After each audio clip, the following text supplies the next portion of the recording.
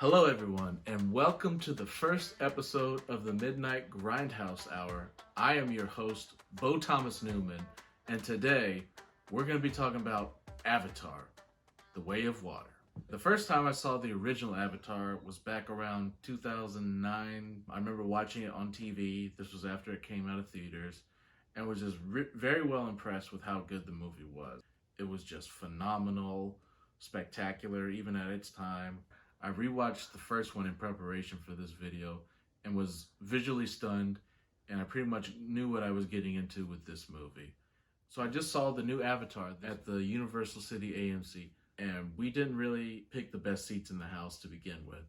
It was sold out almost immediately. We were lucky enough to get 2 seats in the second row, and we saw it. And I recommend you guys see it as well in IMAX with 3D glasses. It made everything better, from the underwater scenes with all the alien fish creatures to the Na'vi swimming.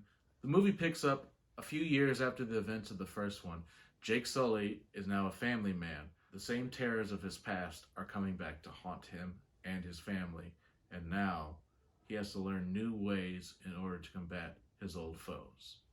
One of the many things I've really liked about Avatar: The Way of Water is just the continuation of the world building of Pandora as a whole. It's a world anybody would be happy just to take a walk in. The use of colors throughout this movie is just impressive. It's beautiful. It's very bright, very psychedelic. It just makes you wish you were swimming in the water with the Na'vi. And that's one of the best parts of the movie, as well as some of those underwater scenes are just spectacular. You're literally swimming with the characters throughout. It's just unreal on how realistic it looks. And it's all computer generated images. Wow. I must say, wow. In terms of character development, there were 2 characters that stand out to me the most. And ironically, they were both Sully's kids. One is Loak. He's the youngest son, and he has such a great character growth. He truly bonds with the nature and has this rebellious spirit, unlike his other siblings. And his father seems to resent him for it, constantly looking down on him for being the troublesome wild kid. But in the end, this troublesome wild kid comes to really understand the water whales that play a big part in the story. It's almost like a Free Willy type storyline. Carrie was another one of my favorite characters. She's my second favorite character. Her origins are kind of a mystery, and they still kind of have me scratching my head a little bit, but her growth throughout the story is great.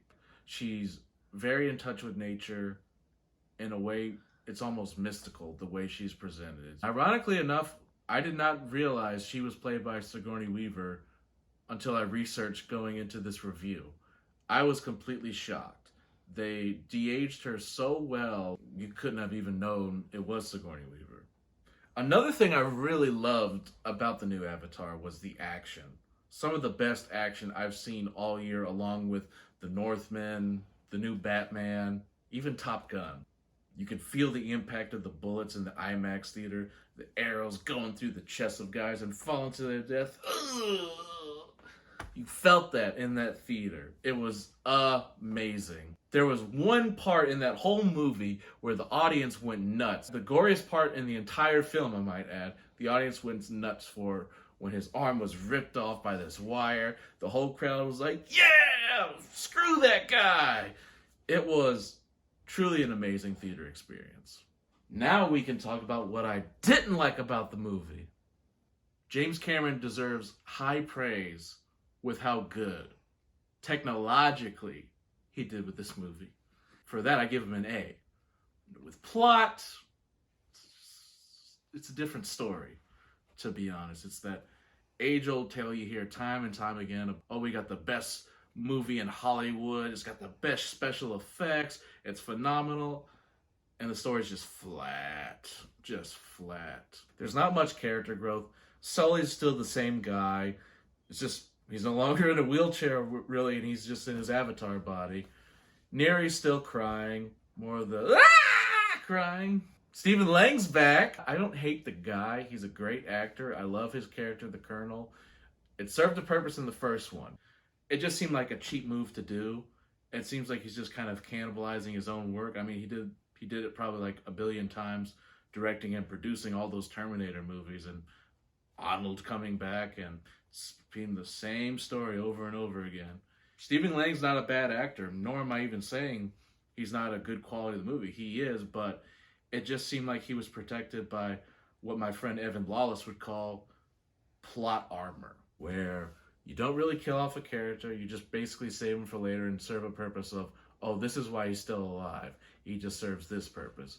And they essentially do that with him. I didn't hate what I got. He was a pretty good villain, but I think it just could have been done a lot better with a lot more creative effort, if you know what I'm saying, you know.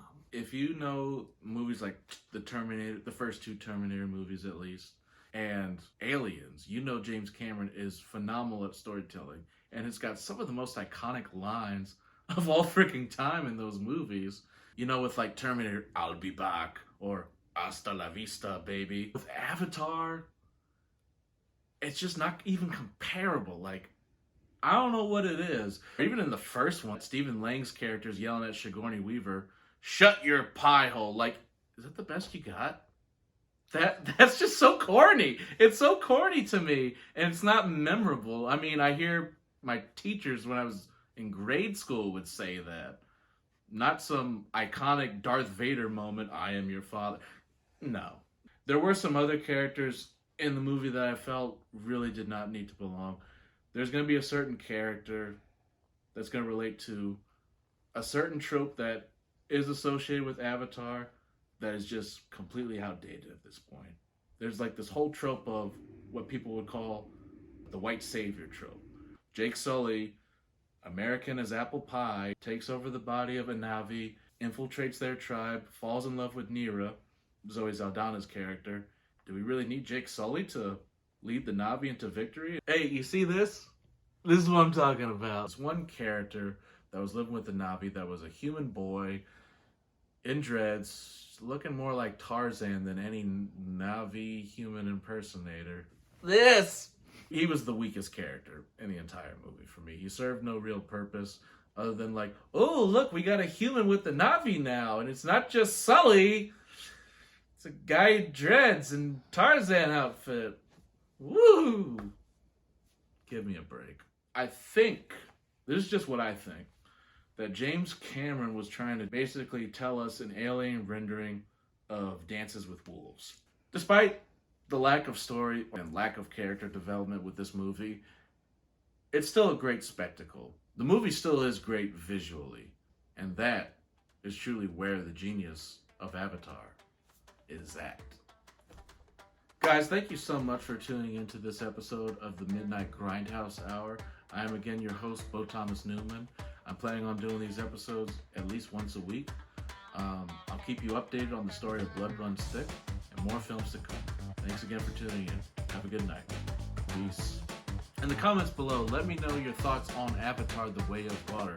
Also, if there's a movie, book, or even a TV show you would like me to review, thanks again for your support. Have a good night. Okay. Sorry, I'm getting loose. Loose as a good stone. Energy. Energy.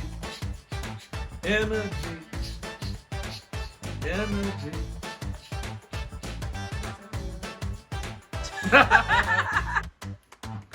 we rolling? Rolling. All right.